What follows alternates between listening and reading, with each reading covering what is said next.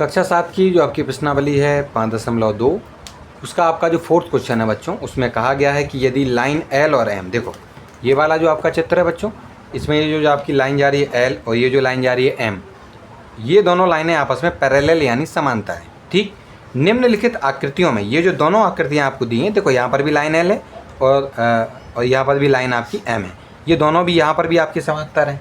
यानी दोनों की दोनों आकृतियों में आपको एल और एम आपस में समांतर दी गई है।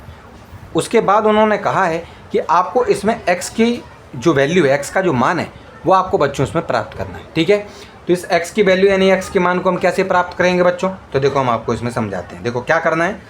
ये आपका इस तरीके से लाइन है और लाइन एम जा रही है, यहाँ 110 लिखा है, ये आपकी ट्रांसवर्सल लाइन यानी त्रिअक्षेदी रेखा है। ठीक, तो ये जो 100 और यहाँ पर आपको दे दिया गया x। अब मुझे एक बात बताइए बच्चों, अगर यहाँ पर 110 है और यहाँ पर आपका x लिखा हुआ है, ठीक, तो यहाँ पर यहाँ जो एक कोण होगा, देखो ये लाइन जा रही है आपकी, ये लाइन जा रही है, ये त्रिअक्षेदी रेखा है, तो ये जो लाइन है उसके यहाँ ऊपर वाला ये जो कोण है और ये वाला जो कोण है वो आपस में संगत कोण है, यानी ये अगर x है तो ये भी आपका x हो जाएगा। क्या ना सर, x ही क्यों लिख दिया, क्योंकि ये दोनों बराबर भी होंगे, बराबर भी होंगे। क्यों होंगे, क्योंकि लाइन L और लाइन M आपस में समांतर है, और जब लाइन L और M आपस में समांतर होंगी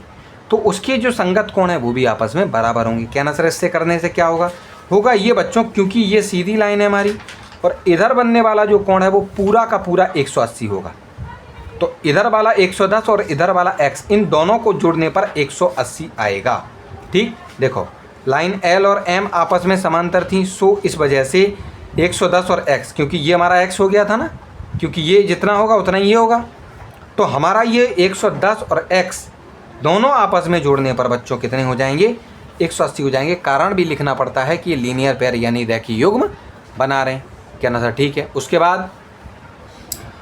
x की वैल्यू चाहिए, तो ये जो 180 है इसको तो यहीं रखेंगे, लेकिन 110 का ट्रांसपोजिशन यानी पक्षांतर करेंगे, ये माइनस में हो जाएगा। 180 में से 110 को कम करेंगे तो आपका जवाब आ जाएगा 70। तो इस प्रकार से जो x है उसकी वैल्यू आपकी आ जाएगी 70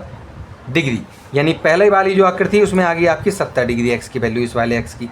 क्या ना सर, दूसरे वाले में, तो देखो दूसरे वाले में लाइन L ये जा रही है, लाइन M ये जा रही है, यहाँ पर और दो लाइनें जा रही हैं। ठीक, लेकिन यहाँ पर अगर हम गौर से देखें तो ये वाली लाइनें हमारे लिए, ये वाली जो लाइन है वो थोड़ी सी कन्फ्यूजन पैदा करने के लिए हमारे लिए है, क्योंकि A और B में इसमें कुछ नहीं बताया गया कि कोई समांतर है या नहीं। ठीक, लेकिन L और M आपकी समांतर है, ये वाली लाइन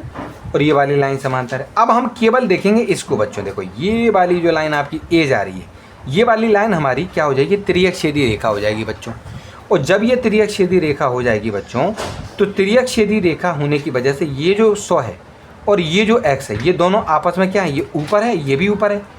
इस वाली लाइन पर ये ऊपर है इस तरफ, और इस वाली लाइन पर ये ऊपर की तरफ, तो ये दोनों आपस में बच्चों हो जाएंगे आपके करस्पॉन्डिंग एंगल यानी संगत कोण। और लाइन L और M हमारी क्या है, आपकी समांतर है यानी पैरेलल है, तो इस वजह से ये दोनों के दोनों संगत कोण आपस में बच्चों बराबर हो जाएंगे। और इसी वजह से हमने लिखा है कि गिवन दिया गया है लाइन L और M आपस में, लाइन L और M हमारी क्या है, आपस में समांतर हैं, अतः यानी एंगल x और एंगल 100 आपस में करस्पॉन्डिंग एंगल होने की वजह से, संगत कोण होने की वजह से आपस में बराबर होंगे, क्योंकि लाइनें जब भी समांतर होती हैं तो उनके संगत कोण यानी करस्पॉन्डिंग एंगल ये दोनों के दोनों आपस में इसमें बराबर पाए जाएंगे। ठीक है ना, तो इस प्रकार से आपका ये जो चौथा वाला क्वेश्चन है बच्चों, वो भी हमारा जो है सॉल्व हो चुका है।